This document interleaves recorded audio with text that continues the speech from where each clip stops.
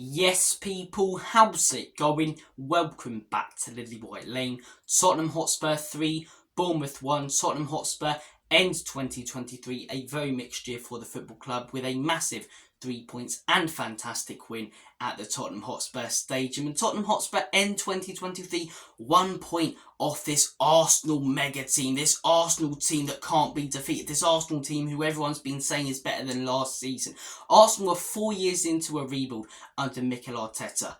We're in phase 1 of a rebuild, a few months into a rebuild under Ange Postecoglou, not even a year into a rebuild under this manager, and despite all the injuries we've had and suspensions, we are 1 point off this Arsenal team who everyone has been talking about how amazing they are. Puts things into context, doesn't it?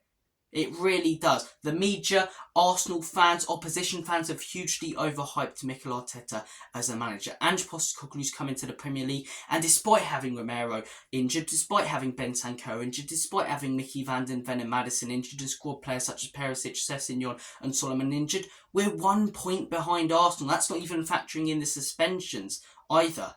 1 point behind this Arsenal super team that everyone's saying is better than last season.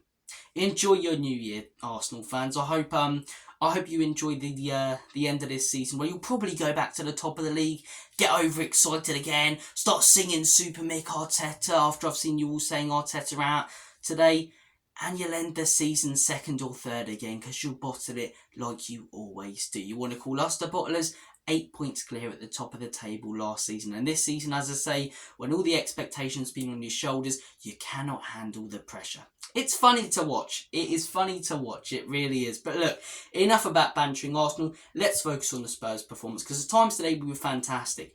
We really were. First 10 minutes, I thought we were excellent. Or actually, first 10 minutes, I thought we were excellent. First 20 minutes, I thought we were good. The 10-15 minutes after the first 10, we were good. And we got our goal. Pape Matar, a fantastic strike. He was running the midfield in the time that he was on the pitch today. Brilliant strike. He deserves that goal. Second of the season. Sadly, he did come off injured. And that's when, the game sort of changed. And I'm not saying it's the exact reason as to why we dropped off. But a few games this season, as I say, we've been playing fantastic football. A Villa game's another example. And a player's come off injured. And because we've, prepared a system to play with this player in there, everything seems to go tits up from there. The Aston Villa game, Bentancur came off injured, and we couldn't string together 3 or 4 passes in a row at the end of that first half or in that second half. And we started to play like that again at the end of the first half because, the drop-off from Pape Matar to Ollie Skip was huge. Skip has to say, I can remember him giving it away more than he actually played a decent pass to the feet of another footballer wearing lily white on the pitch today. So the drop-off, as I say, when we lost Pape Matar at the end of that first half, it was massive, and Bournemouth were all over us. They probably deserved to score, but we gave ourselves, something to hang on to. And yes, we probably should have went more than 1-0 up in those first 20 minutes, but at least we got that goal. Something, as I say, to hang on to, something to hold on to believe in. And in the second half, when we needed him most, Heung-min Son stepped up. Not his best performance today, we'll get more onto that when we get to the player ratings, but he stepped up when we needed him. And that's the difference between good players and class players. Class players like Heung-min Son, as I say, can have a poor game and step up and score a goal that changes the dynamic. And against the runner play, we get our second goal. And from there, I knew we were going to win. We get our third. Richarlison, the bloke cannot stop scoring right now. Bournemouth pull one back, but they were never going to get the win. And yeah, it's a fantastic win on New Year's Eve, but we played well in patches today. We played well in patches against Brighton. To be honest, I think the performances were very similar. The difference today is that we took our chances. We, played better in those patches than we did against Brighton. And we didn't miss the chances that we were given against Brighton. Those last 70 minutes, chance after chance, we scored 2, but we could have scored 6. In those first 20 minutes, as I say, we had 3 or 4 decent chances. We took one. And then, as I say, in those last 20 minutes, we got those 2 goals, which ended the game. So look, fantastic win. 1 point off that Arsenal super team. I think it's going to be AFTV and relax before I buy a big fat curry tonight to tuck into and go out for New Year's Eve. Great day, great time to be a Spurs fan. But look, huge win today. Some really good performances. So let's delve in to the player ratings. Vicario today, I'm going to give a 7. A couple times could have done a little bit better. As I say, him and Davies almost injured Emerson by stupidly giving it away in that second half. But look, he done what he needed to. He wasn't really tested too much in this game. Made a couple of decent saves. I'm going to give him a solid 7. I don't think he deserves to get anything below, but he didn't make any outstanding saves and his distribution wasn't as good as it normally is. So Vicario, I'm going to give a 7. Moving on to left back, Udogie, one of our best players on the pitch today. I'm going to give Destiny Udogie a 9. I thought he was absolutely brilliant. I thought every time he got the ball going forward, he was creative. He was creating chances for players such as Jungmin Son and Richarlison, who obviously they got their goals, but beforehand looked a little bit wasteful in front of goal. And he was really creative going forward defensively. He was unbelievably solid. He's just such a good player. Strength-wise, he's brilliant, can hold the ball up. He's pacey, he's quick. The fact he's only 20, as I say, it excites me about how good this guy can get. We've got him until 2030, which is fantastic. Tied him down to that new contract.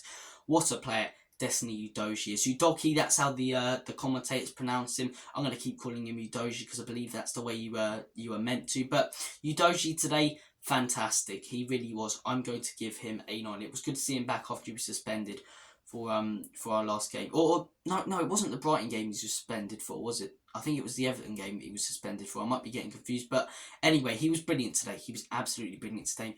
9 for Udogie. Ben Davies, I'm going to give a 7.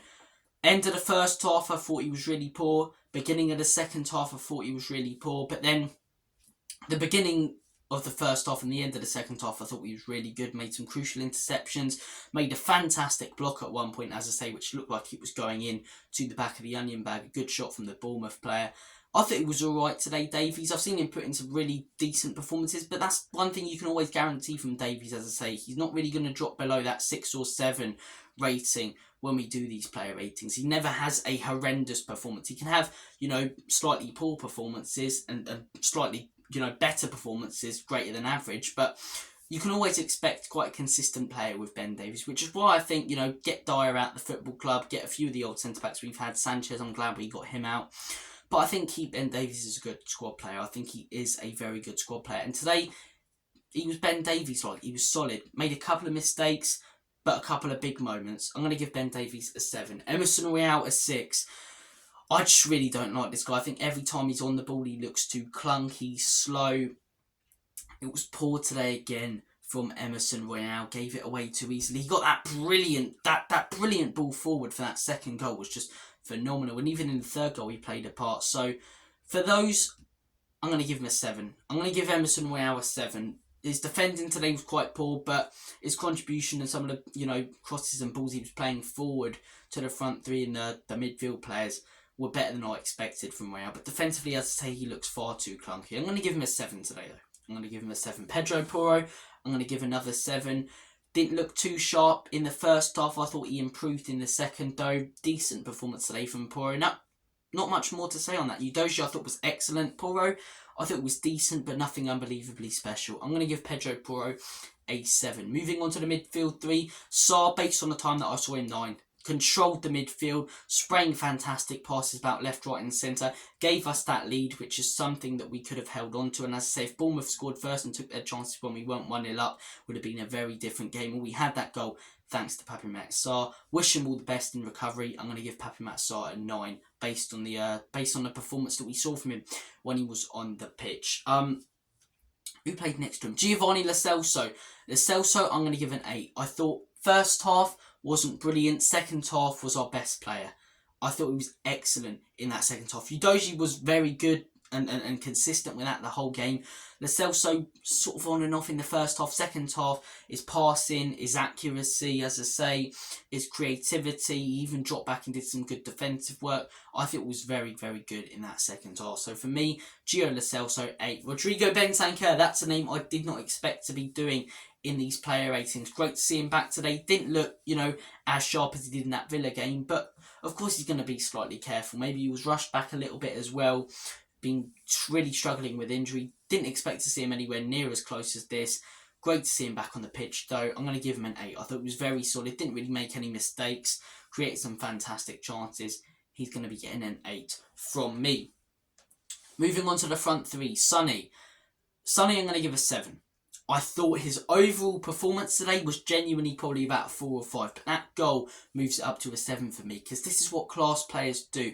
When they're not having their best days, when they're not playing brilliantly, they step up with a goal, and boy did we need that. Under the cosh, against the runner play, Heung-min Son, fantastic goal. He was wasteful in front of goal a lot today, but that moment moves it up, 2-player ratings for me. I thought it was really I thought it was really poor, to be honest, as an overall performance, but I thought that goal was really, really good. Fantastic finish, and it moves it up to 7. That's what the top players do, and Heung-min Son has showed himself again to be a top player. Richarlison, I'm going to give an 8. Yes, at times today was wasteful in front of goal, but it's another goal for him. Another goal, and it's not just the fact that he's banging in goals. Opposition fans might go, he's scoring goals, but he's still a shit player. I haven't liked Richarlison since we signed him. But do you know what? His overall player performance recently has been much better. He's been dropping deep, putting in tackles, being much more aggressive and involved in the game since that Newcastle game. And today was another performance like that. He got his goal eventually, great finish. Fair play to Richarlison, man. I've been saying I want to be proved wrong by this guy. That's 5 goals in 5 games. You can't ask for more than that. Fair play to Richarlison. Another goal for him. Brennan Johnson today, pretty non-existent, to be 100% honest. Going to give him a 6. Didn't really do enough for me on that wing. Wasn't creative. Didn't really do a defensive job. And yeah, those are the player ratings. Valise, only saw him for a small patch before he got injured, so I'm going to give him a 7. Who else came off the bench? Ollie Skip, I'm going to give a 4. I thought he was horrendous when he came on. Didn't do anything right today. Yeah, Brian Hill, I'm going to give a 7 when he came on. And yeah, those are the player ratings. Great New Year's Eve, as I say. Spurs win. Arsenal loss. I'm off. Hope you all have a cracking New Year's Eve, whatever you plan to get up to tonight and tomorrow on New Year's Day. Take care of yourselves, all the best, and as always, Common Spurs, in Big Ange we trust.